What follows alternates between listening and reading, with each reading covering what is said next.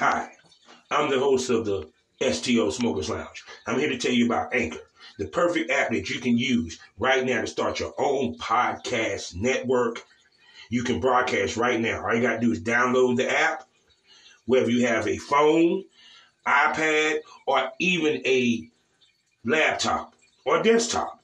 You can right now download Anchor or go to Anchor FM right now and start recording and have your stuff broadcasted over multiple platforms such as Spotify.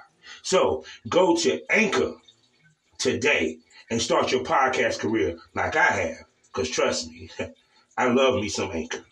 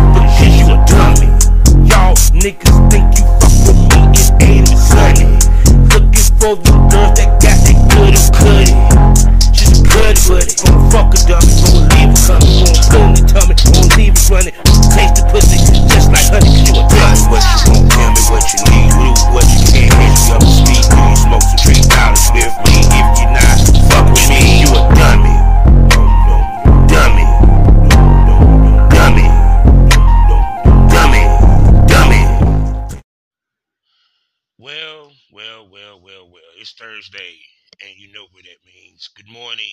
Good morning. Good morning. Good morning. I hope you got your coffee. I hope you got your weed. Or if not, you at work listening to me. Hello, how you doing? And welcome to the Smokers Lounge here on Anchor, the perfect app for anyone trying to start their own podcast career. I'm your host, Kevin Arva Southern Champ, a.k.a. the Porn Rap Star. Y'all know what it is. Find me all with one link, allmylinks.com/porn rap star. 3 wonderful sponsors. First one being excitebunny.com, a new place for consumers to consume their AAA's content, and a new place for content creators to go and put their content up on and get a profile. 90% profit and no hashtag issues. Also, last but not least, and the best adult magazine on the web, AriseIsmagazine.com. Also, we are a proud member of the GW District Black Podcasting Network. So go to shopgwdistrict.com and buy black, support black businesses so we can make things better for the black community. You feel me? Also, every Monday, Tuesday, Wednesday, Thursday, Fridays, at night, Saturday or Sunday, 5 days a week, you can find me on fullyswapradio.com. The reason why I have to record so damn much. And also, you can find me on SkyhawkAfterDarkTV.com as well as the BGP LLC app. So, good morning. And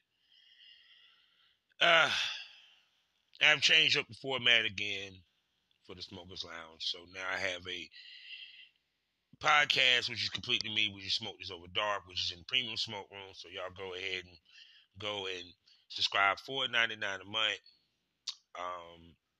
7 premium podcasts for you to enjoy.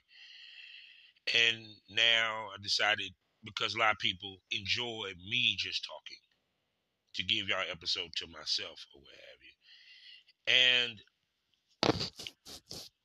these past couple of weeks has been interesting. The work I've been doing, interviews I've been doing, episodes I've been recording. I also been doing more video lately. which something that, trust me, is a headache and a half to sit here and edit all these videos and and put it together. I even made a new intro, which I hope y'all enjoyed for the videos for the Smokers Lounge and everything. And just been going through, you know, life, enjoying a new home, 4 months here, grinding to keep it. And one thing is, just like porn, people don't realize how much work it takes to run a podcast, especially if you're doing video or even audio, because the editing side of it. Like right now, as I'm doing this show, I am right now putting together a premium smoke room episode with Amanda Thick. And the file is big. It takes for fucking ever for this shit to finish so I can upload it to Anchor for my subscribers. And I got a lot of, man, I got a slate lined up for you for the Smokers Lounge and the Premium Smoke Room. Also, the New Year's Eve, the New Year's review with me and Smoke Buddy and host of Causing Havoc for you subscribers that listen to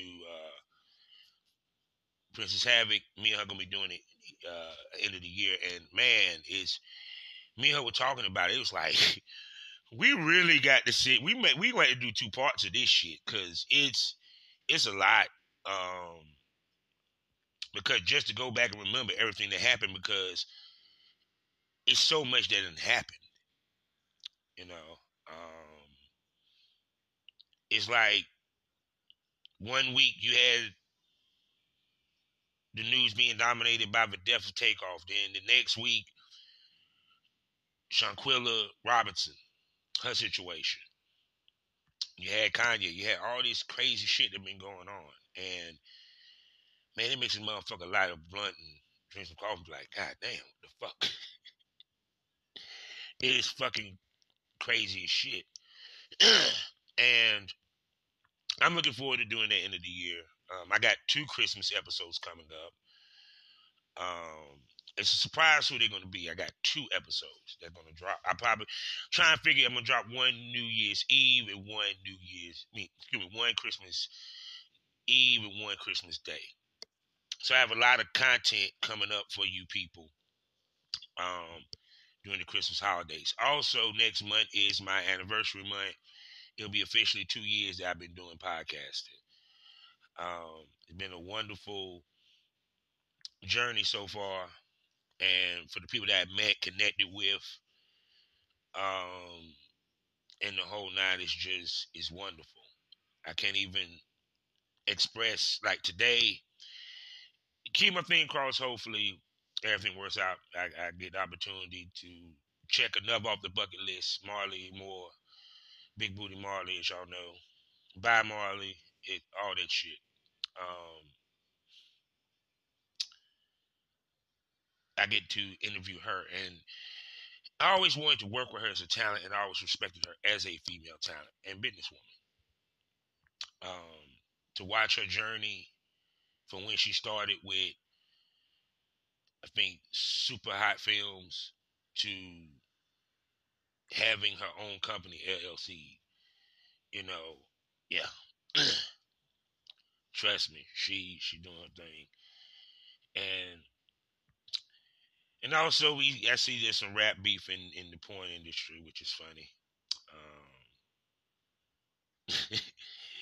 Interesting shit. I've just the things that come across my desk as being a podcaster,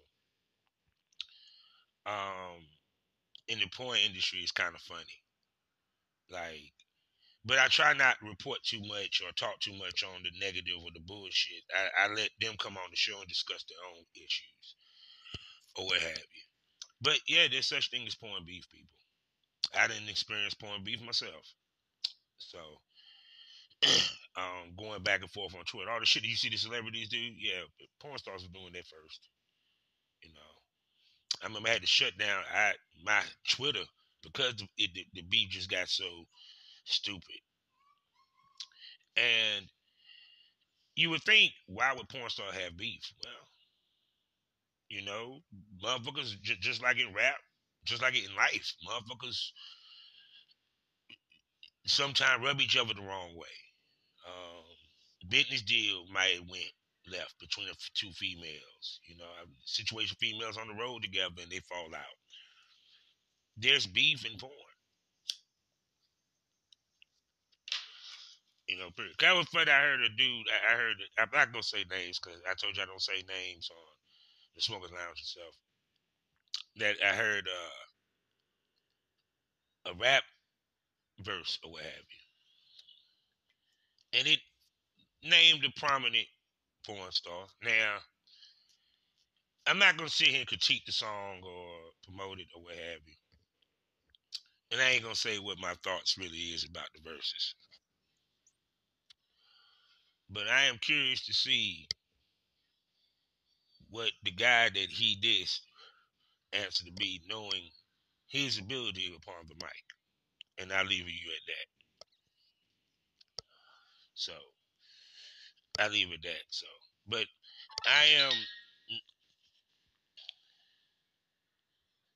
I am the kind of guy that I call it like I see it, and I don't bullshit it because I did music. I did music seriously, and just to let people understand this, if anyone ever come with me on a music tip, I'm going to take that very personal because motherfucker, I am a hip hop legend in my city. Yeah, I actually recognize as a hip hop legend. And you can go check me out on Spotify, SoundCloud, and hear that I'm nice on the mic. And I'm not just saying it just to say it. No, I'm nice. You don't get mentioned in magazines if you don't.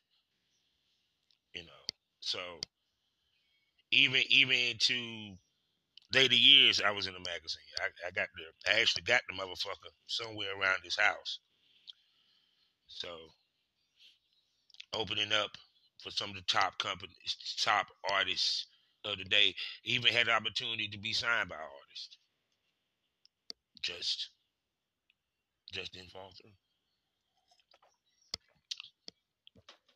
A lot of our male porn stars come from a music background, did music. Mysterious, Mr. Mysterious, he got some banging music. Sean Don, he got some hot shit. You know, shit here sleep. People forgot Pinky damn drop music. Everyone remember Ryan Pumper, but Ryan Pumper was garbage, man. He had some nice beats, but he was garbage as an MC. But Pinky had some hot bars, man. So it's kind of like people don't realize what many of us did or had a hand in before we got into this. You know, it's like it's even funny when I talk to like Mr. Mysterious. I heard some of his music. Got some good shit, you know. And then I haven't heard any females too tough. I would love to hear some of the females because I heard a couple of them sing or what have you, or even rap. So, but I know Pinky, you know what I'm saying? I ain't go for I wish I could find some of her music because all that shit that motherfuckers was spitting, like what Meg Thee Stallion and all that, man. Actually, Pinky was actually goddamn was on that back then. You feel me? So now let me give the people what they want because y'all want my opinion on certain things. So where should I start? Well, we have another mass shooting, and I think this is the first one and the second that involved a gay club. And boy, Dave Chappelle, I hope you don't do no no no tours, no tours for the next 2 months because you know the transgender's gonna be on your ass. That 18 injured, 5 dead in the mass shooting in Club Q in Colorado Springs. Colorado. And it was at a gay club. Now, if people notice lately, maybe because it's towards the end of the year, maybe because we have so much crazy shit going on, that one, you have, okay, first of all, the fact that you have a mass shooting that was in Virginia just, a week ago, and then now we have a mass shooting that's in Colorado Springs. But even more so, this is different because this is along the lines of violence towards the community, which plays into now hate. We have recently had anti-Semitic stuff going on. It's just recent. And now we have, everything, the trigger warning with this happens because it was at a gay club about transgender hate, gay hate, all this. And I think our country, our world, well, actually our country, because we have the most mass shootings, we're becoming more like the Middle East than we realize. And that is we desensitized to violence, to hate, to all this in general. Because when you think about it in the Middle East, and not knocking the Middle East countries, you have kids, even African countries, kids that are picking up the gun at 15, right? But we do the same thing. We just call it hunting. Over there, they call it survival.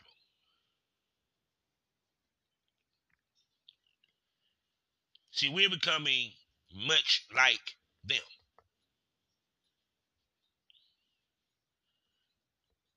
We're becoming more or less civilized. Maybe because we are a melting pot. Because we are a country of many people and many races. When I sit back and I smoke my blunt, and I sit here and think, and I look at the world on social media, what have you, and we can say whatever hastens a empire's or a great civilization's demise.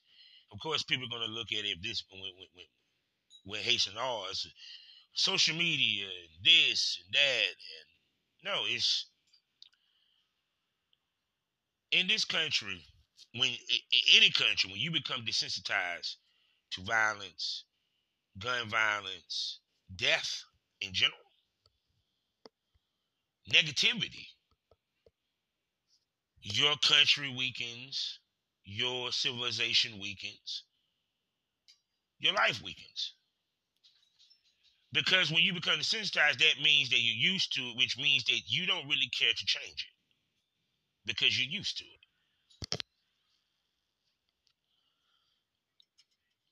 It's like someone walking to work.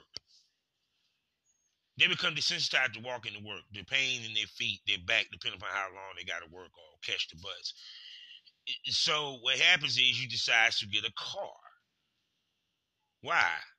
Because you got tired of walking to work, right? So you didn't become desensitized to walking to work. A person that becomes desensitized to walking to work is they're comfortable in not driving a car. They're good. Yeah, that's right. Bailey, my dog, agrees with me. That's what it comes down to. So we're becoming to the point where, because think about it, when we sit here and talk about gun control, stricter ways for people to get guns, people get upset. They automatically assume that their guns are going to be taken away from them. They say it's a God-given right for them to have a gun. I don't think God said it was a given right for you to have a gun.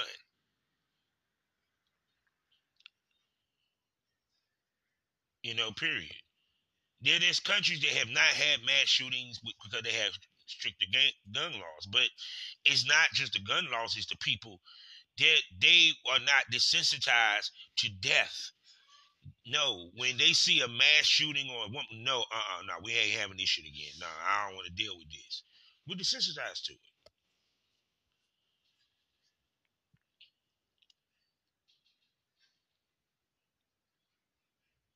It's like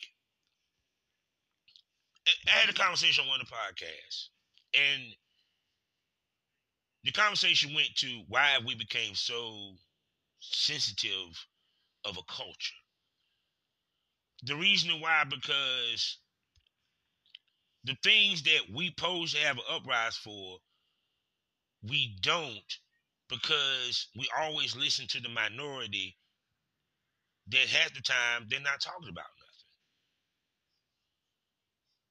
nothing. And it is because the platform that they have. It's like, here's the difference.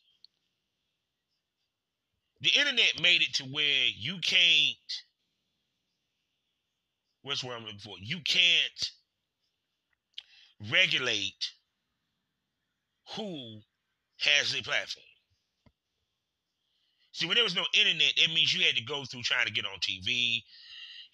It started with public access. Then, if you lucky, you might move bumped up to something else. You feel me?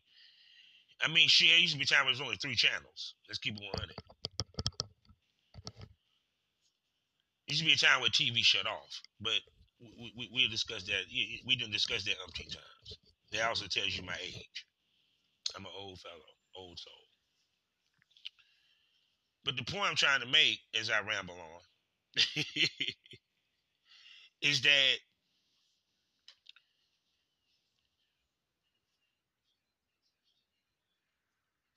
because we see things so much, it desensitizes us and it doesn't shock us anymore. And when you take away shock value, it takes away outrage. But it's interesting that you have people who will sit here, the same people that sit here and will call out Dave for his monologue about it being anti-Semitic, which I did not see where it was anti-Semitic. But they will not call out Amazon for allowing the guy to post the actual movie that Kyrie Irving was retweeting. Ain't no one said shit. I have not heard outrage towards Amazon about that. But we have outrage towards Kyrie and his situation. We have outrage to Kanye about his shit, but not the fact that Candace Owens is right there with him. No outrage towards that. See, that's why I say is we always look at the monkey throwing shit, but not the elephant in the room eating peanuts real quietly.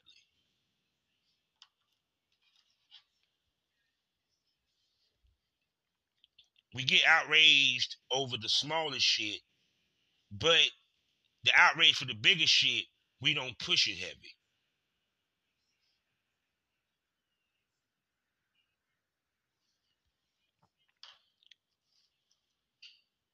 I want y'all to smoke that over. I'm gonna let y'all marinate that. Cause I like my clip. I'll get me some more fucking weed somehow today. Yes. Because even in the microcosm of the video, when I actually saw the actual fight video, first fight video of Miss Robinson down in Mexico. And to show how desensitized I was to it, I just thought it was a normal fight video. I didn't think that this was the moment of someone last time being on this earth. Or the seriousness of what was going on. Because you know how many fight videos you see on Instagram and TikTok? I mean, hell, some motherfuckers basically eat off of YouTube by posting fight videos.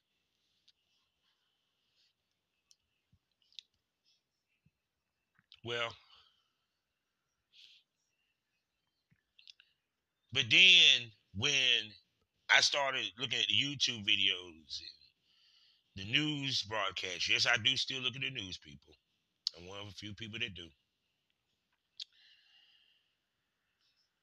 And notice, wait a second, that video is what y'all was talking about.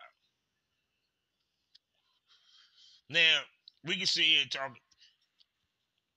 talk about, because we also had a situation with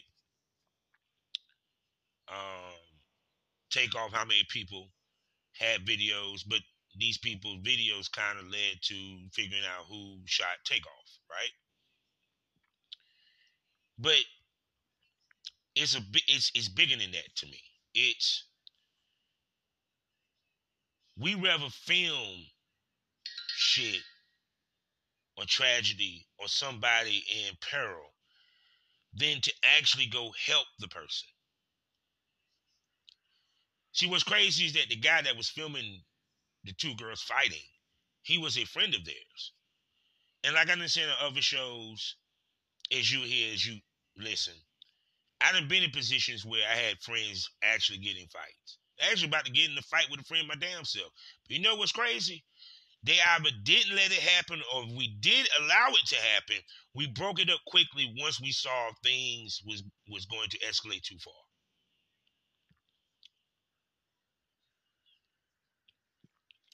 There was no gun in the situation. It was just two people throwing hands. So the fact that one dude decided he wanted to film this,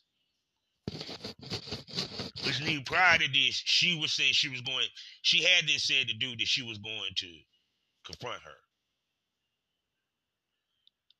And the fact that when the fight started and the girl went down, that he did not drop the camera or even ran over there with the camera in his hand and got in between them, speaks to the level of, I'm not even going to say it had anything to do with Generation Z or this generation. No, it speaks to the level of, your mama didn't fucking raise your ass right. Your daddy didn't raise you right. Your grandma didn't raise you right. Your morals, your sense of humanity is fucked up. I heard a dude arguing with a girl, and me and another dude, we sitting there watching, making sure that he don't put no hands on her. Because if he did, we're gonna miss the bus because we're gonna help Miss Lady. We don't know if a dude got a gun or not. And yeah, I know people saying, man, you could have got shot this and third, but still, it's about helping the innocent in some way, shape, form, or fashion.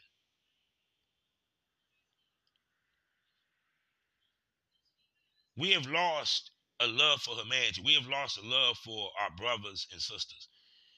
We rather see them beat each other's ass, shoot each other, and we rather see death. We rather enjoy fuckery than see the beauty of the world. See, if these blogs actually posted more positive shit, they probably wouldn't make no money. It used to be time with celebrity news, they never really posted too much of the negative side of them. The worst you might have heard is, well, they had to go to Alcohol Anonymous.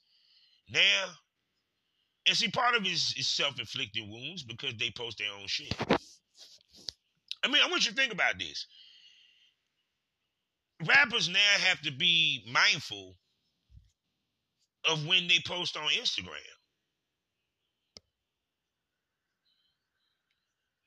Good, bad, or different. Think about it. Now, celebrities supposed to move a certain way anyway. That's just in my opinion. But think about it. You have to be mindful of how you post. This year has been like probably one of the hands down craziest years I've ever seen in my life. Because I've never seen so much shit happen in a year. And I've been on these, I mean a lot. Most years I can basically name off like top 10, top 15 shits that happen. Man, I can't even name off the top 10 right now. We still ain't even, right now as I'm recording this, we still in fucking October. Excuse me, November.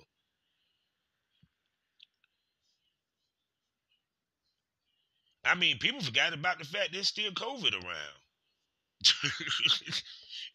We don't even talk about. I mean, when the last time you heard a report about COVID, heard a report about any of this? But yet you hear every now and then the hospitals are filling up with kids and adults.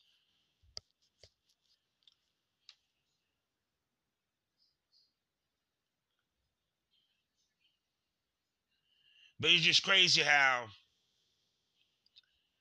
now we, like I said, back to the mass shooting. Prayers, thoughts and prayers go out to the people that had passed, people that was injured, the community of Colorado Springs for what happened to them. Um, that's just crazy, yo. And see, it scares me. It scares me with my daughters out there in the world and my son. You know, what's out there, what they're running into. Because your kids ain't gonna tell you everything that happens. You know, yeah, I'm just getting to the point talking to my firstborn. You know, it's through text, but yeah, I take a text any day than not talk to her at all. And I hope the one day I get to talk to my biological youngest. But it it scares me because think about it. Like even with this girl here, she went down to Mexico and didn't come home. And for some apparent reason, Mexico has not been kind to the tourists lately. Seems like everything been happening in threes. It's three of them that dies in the Airbnb. Find that interesting. That's why I don't really go nowhere. Yeah, I'd rather stay in country than go out of country. Or if I go out of country, I'd rather for it to be like in London. I don't want no disrespect to Mexico, but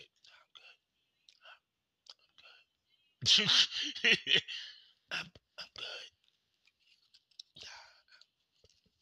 Fantastic.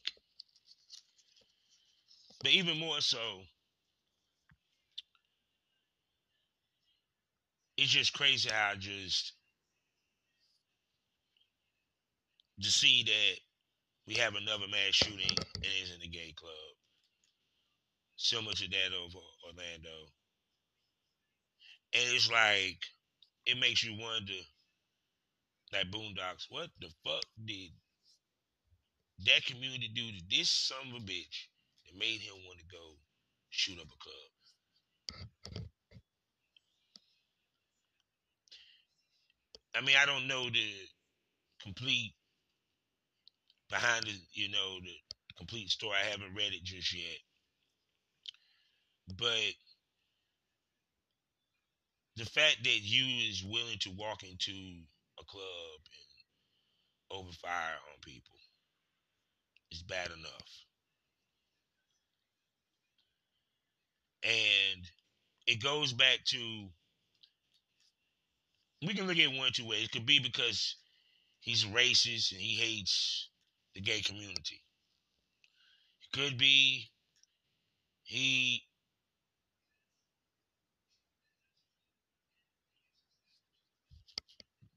himself was in the community and he hated himself, thus he wanted to take it out on them. Um,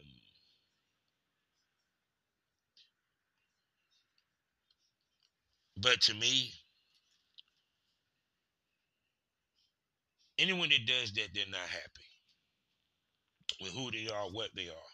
Because that means if you went and you shot up a gay club, that means, in my opinion, that you and yourself hated what you didn't want to be identified as, or you had the experience and you couldn't live with the fact of who you are.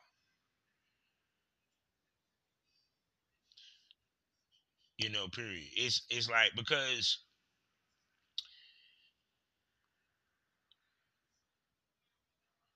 like in the case of the Virginia mass shooting, He was a football player. You could have said that he felt some type of way because these guys and he wasn't playing football anymore and I always said this pussy and money. Same thing here. I truly believe that dude has had sex, or was gay, felt some type of way about it, felt conflicted, snapped. Because for a person, like I said, because of a person that would go through shooting a lot of people, especially people that same the same sexuality that or a certain type of people, that means that you hate that group of people. It's 18 injured, 5 dead. That means that he wasn't looking to shoot one person. He was looking to. It's different between he walked in and shot one person, walked the fuck out. No, he went in and shot up the whole community. That means he hates that community. It's no different than when what happened in Tulsa. They hated the black community. This person hated the LGBT community. And the reason why, because it was a mirror reflection of himself.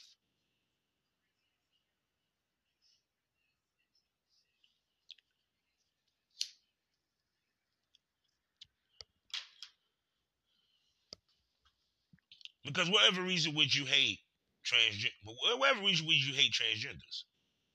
Unless you have been with a transgender and you can't believe that you actually been with a transgender and you're afraid what your family gonna think and once again you're not comfortable in yourself. A lot of these mass shootings, these are people that are not comfortable in who they are, especially when it is violence towards the LGBTQ.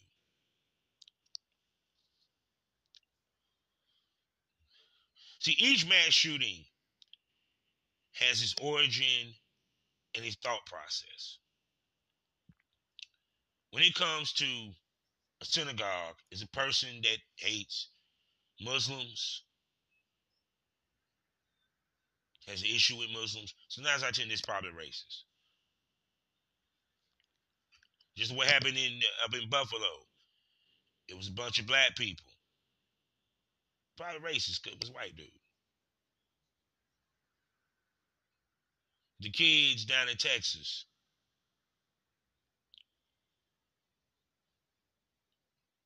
I have no idea. I'm just that was just crazy. Virginia, I believe it had something to do with either dude felt some type of way because he couldn't play football no more. Argument with them 3 guys in some way, shape, form, or fashion. Pussy and money.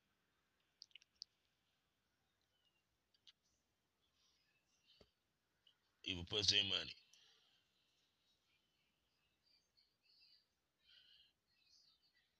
And then this hate for the transgender community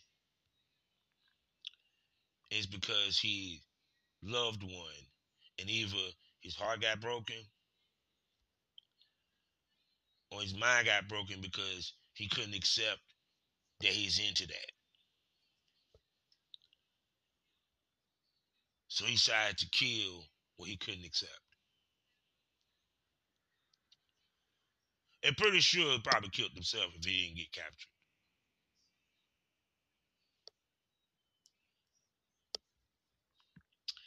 So, and last thing, don't be so quick to call for Twitter's demise.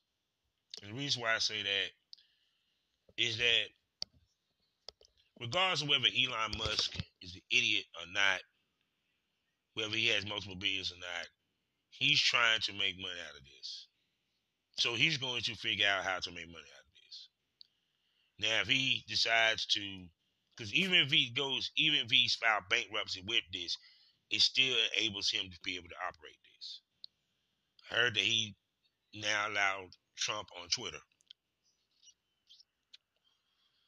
The N-word done went up 1,000%.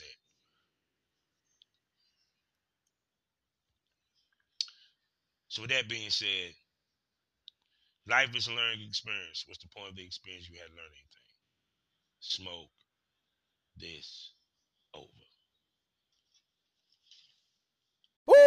Black Wall Street is now online, baby. That's right. Visit the GW District. Shop the very best in men's and women's apparel and accessories, home decor, office supplies, books, pantry items, and so much more. The GW District is a retail marketplace of Black-owned products and media. We're both veteran and Black-owned, and we're bringing you the best online shopping experience with products made by small businesses. Come and experience the GW District difference today at shopgwdistrict.com. That's shopgwdistrict.com. The GW District, a retail marketplace of Black-owned products and media. That's right. That's right.